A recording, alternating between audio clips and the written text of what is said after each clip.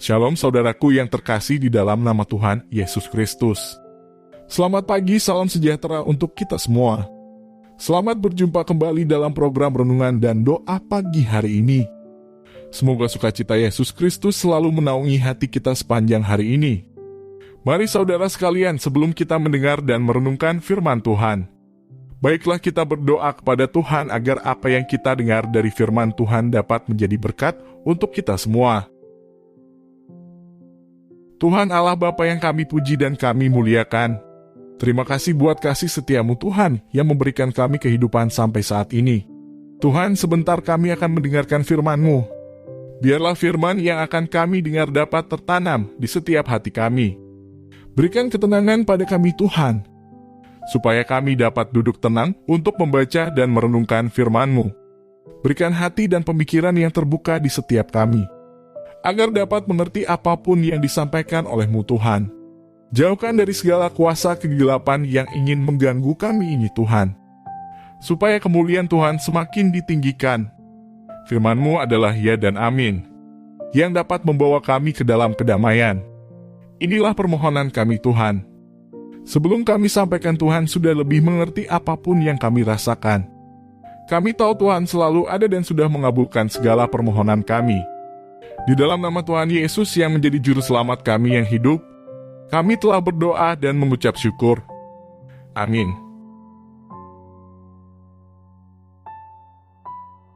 Salam saudaraku yang dikasihi Tuhan Yesus Kristus. Hari-hari ini manusia menghadapi berbagai keadaan yang tidak pasti. Tapi kita umat perjanjiannya memiliki Allah yang nyata dan yang janjinya pasti digenapi. Kegelapan menutupi bumi dan kekelaman menutupi bangsa-bangsa. Tetapi terang Tuhan terbit atasmu dan kemuliaan yang menjadi nyata atasmu. Yesaya 60 ayat 2 berkata, dalam setiap keadaan yang kita hadapi, kita memiliki pengharapan yang pasti. Jaminan dan kepastian yang kita miliki bukan terletak pada seberapa besarnya uang yang kita miliki, melainkan dengan siapa kita berjalan dan apa yang dapat diperbuatnya. Kita berjalan bersama Tuhan yang berjanji dan setia menepatinya, dan yang memegang tangan kita dengan tangannya yang membawa kemenangan. Jaminan dan kepastian yang kita miliki bukan terletak pada seberapa besarnya uang yang kita miliki, melainkan dengan siapa kita berjalan dan apa yang dapat diperbuatnya. Kita berjalan bersama Tuhan yang berjanji dan setia menepatinya, dan yang memegang tangan kita dengan tangannya yang membawa kemenangan. Yesaya 41 ayat 10 berkata, janganlah takut sebab aku menyertai engkau, janganlah bimbang sebab aku ini Allah-Mu. Aku akan meneguhkan bahkan akan menolong engkau. Aku akan memegang engkau dengan tangan kananku yang membawa kemenangan. Sebagai keturunan Abraham oleh karena Kristus, kita memiliki hak untuk mewarisi janji Allah kepada Abraham. Janji Allah bagi keturunannya juga diperuntukkan bagi kita. Galatia 3 ayat 29 berkata, dan jikalau kamu adalah milik Kristus, maka kamu juga adalah keturunan Abraham dan berhak menerima janji Allah. Kejadian 12 ayat 2-3 berkata, aku akan membuat engkau menjadi bangsa yang besar, dan memberkati engkau serta membuat namamu masyhur, dan engkau akan menjadi berkat. Aku akan memberkati orang-orang yang memberkati engkau, dan mengutuk orang-orang yang mengutuk engkau. Dan olehmu semua kaum di muka bumi akan mendapat berkat. Berkat Abraham tersedia bagi kita. Kita dipanggil untuk mengikuti jejak iman Abraham sebagai bapa leluhur. Mari kita contoh iman Abraham, karena mereka yang hidup dari iman, mereka itulah yang diberkati bersama-sama dengan Abraham. Dalam Kejadian 15 ayat 1-5, ketika dalam penantian akan janji Allah yang belum jelas kapan digenapi, Abraham memikirkan keadaan buruk yang dihadapinya. Ia belum punya anak, ia mempertanyakan siapa nanti yang akan mewarisi hartanya. Usianya telah lanjut. Dalam keadaan pikiran pesimis seperti itu, tiba-tiba Allah berfirman. Kemudian datanglah firman Tuhan kepada Abraham dalam suatu penglihatan. Janganlah takut Abraham, akulah perisaimu. Upahmu akan sangat besar. Apakah Abraham langsung percaya, melompat dan bersorak? Abraham adalah bapa orang beriman, tapi ia harus melewati proses belajar dalam pertumbuhan imannya. Ia harus mengalahkan dan membuang ketidakpercayaan dari dalam dirinya. Dia menganggap bahwa Allah tidak akan memberikan anak kepadanya. Ia tidak akan memiliki pewaris. Abraham berkata kepada Allah, "Ya Tuhan Allah, apakah yang akan Engkau berikan kepadaku karena aku akan meninggal dengan tidak mempunyai anak? Engkau tidak memberikan kepadaku keturunan." Tetapi Allah tidak membiarkan Abraham tetap dalam keadaan seperti itu. Ia membawanya keluar. Bukan sekedar keluar dari tenda, tapi keluar dari pandangan dan sikap yang salah. Abraham disuruh melihat bintang-bintang di langit. Disuruh menghitungnya dan Tuhan katakan, "Sebegitulah banyaknya nanti keturunanmu." Maka Abraham percaya dan ia menerima pembenaran Allah. Saudara juga harus keluar dari kungkungan yang melihat diri dikuasai keadaan yang serba terbatas. Bertindaklah dan dengan mata iman, mulai mengarahkan pandangan untuk melihat kepada apa yang Allah tunjukkan. Lihatlah kepada apa yang Allah janjikan. Percayalah dengan apa yang Allah sediakan di sorga untuk dibawa turun dan diwujudkan di bumi dalam hidup saudara. Lihat contoh Abraham. Walaupun keadaan tubuhnya sudah tidak bisa diharapkan karena sudah tua, namun Abraham berharap juga dan percaya bahwa dia akan menjadi bapa banyak bangsa. Mengapa? Karena dia tetap pegang janjinya yang berkata, "Demikianlah nanti banyaknya keturunanmu." Mengapa imannya tidak goyah dan mencapai garis akhir? Karena pengharapannya tidak dibatasi oleh kenyataan tubuhnya. Walaupun secara jasmani sudah tidak lagi punya harapan. Namun Abraham tetap memandang Allah dan memperhitungkannya sebagai Allah yang sanggup menciptakan dari yang tidak ada menjadi ada, dan menghidupkan kembali apa yang sudah mati. Seperti ada tertulis dalam Roma 4 ayat 17, "Engkau telah kutetapkan menjadi bapa banyak bangsa." Di hadapan Allah yang kepadanya ia percaya, yaitu Allah yang menghidupkan orang mati, dan yang menjadikan dengan firman-Nya apa yang tidak ada menjadi ada. Mungkin masalah yang saudara hadapi sudah tidak tertanggulangi lagi.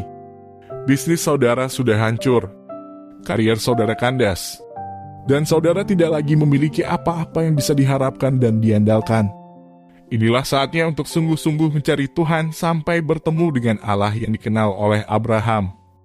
Dan saudara pun dapat mengenalnya sebagai Allah yang membangkitkan apa yang sudah mati, dan membuat menjadi ada apa yang semula tidak ada di dalam diri saudara.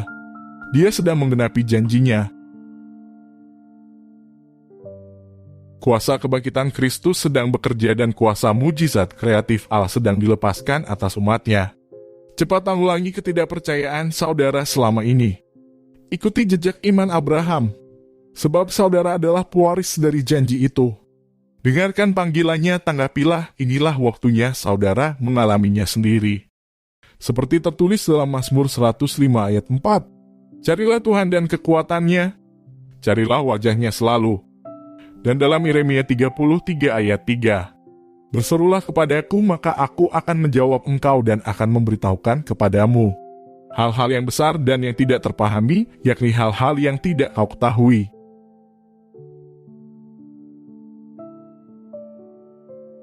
Demikianlah renungan firman Tuhan pagi hari ini. Kiranya renungan hari ini bisa mengingatkan kita kembali bahwa inilah saatnya untuk sungguh-sungguh mencari Tuhan sampai bertemu dengan Allah yang dikenal oleh Abraham. Dan saudara pun dapat mengenalnya sebagai Allah yang membangkitkan apa yang sudah mati dan membuat menjadi ada. Apa yang semula tidak ada di dalam diri saudara. Dia sedang menggenapi janjinya. Tuhan Yesus memberkati kita semua. Marilah saudaraku, sebelum kita memulai aktivitas kita pada hari ini, baiklah kita berdoa kepada Tuhan memohon campur tangan Tuhan sepanjang hari ini. Supaya apa yang kita kerjakan sepanjang hari ini bisa menjadi berkat bagi kita dan orang lain. Marilah saudaraku, sebelum kita memulai aktivitas kita pada hari ini, Baiklah kita berdoa kepada Tuhan supaya lawatan Tuhan selalu menaungi apapun yang kita kerjakan sepanjang hari ini. Dan bisa menjadi berkat untuk kita, bahkan orang di sekitar kita, supaya nama Tuhanlah yang dipuji dan dipermuliakan. Terima kasih Tuhan atas firman-Mu yang Engkau berikan pada kami. Kiranya apa yang Engkau firmankan bisa kami tanam di hati kami masing-masing, dan kuatkanlah kami untuk melakukan apa yang Engkau firmankan, sesuai dengan kehendak-Mu. Biarlah perkataan-Mu menyegarkan jiwa kami, menghidupkan hati yang lemah dan lesu, dan membangkitkan harapan dan kasih. Tuhan Allah Bapa yang bertata di kerajaan sorga, segala puji dan syukur kami panjatkan ke hadirat-Mu Tuhan, atas segala cinta dan kasih-Mu yang masih kami rasakan di pagi hari yang indah ini, sehingga kami dapat melewati malam dan bangun dengan tubuh yang sehat dan penuh dengan sukacita. Itu semua karena berkat-Mu. Tuhan, Engkau tahu sebentar lagi kami akan memulai aktivitas kami dalam bekerja. Kiranya Tuhan selalu membimbing kami dalam segala pekerjaan yang akan kami lakukan. Jauhkanlah kami dari segala mara bahaya, dan jadikanlah pekerjaan yang kami lakukan ini menjadi berkat bagi kami dan juga orang lain. Ajari kami Tuhan untuk selalu bersabar dalam bekerja, selalu tetap mengandalkan kuasa-Mu dalam bekerja, dan senantiasa menyelesaikan pekerjaan dengan seisi-Mu Tuhan. Bimbing kami untuk bekerja dengan semangat dan kasih, bekerja sama dengan orang lain, terutama bekerja sama dengan Tuhan. Ketika kami mengalami kesulitan dalam bekerja, jangan biarkan kami tersesat Tuhan, tetapi tuntunlah kami dengan kasih-Mu untuk mencari jalan keluar dari segala kesulitan yang kami jumpai selama bekerja. Tuhan, di atas semua permohonan ini, kami adalah manusia yang lemah dan penuh dosa. Kiranya terlebih dahulu berikan kami pengampunan Tuhan, agar kami layak disebut sebagai anak-Mu dan layak memohon dari-Mu Tuhan.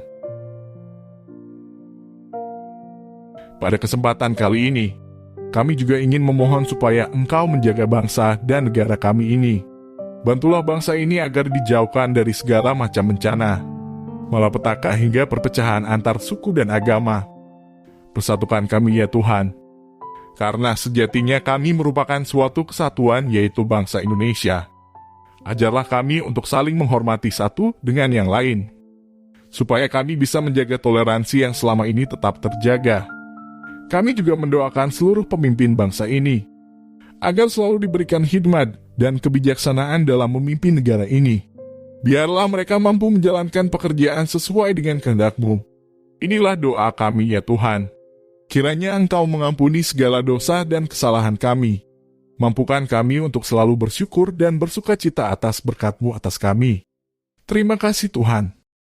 Kami alaskan doa ini hanya dalam nama Tuhan Yesus kami berdoa. Amin.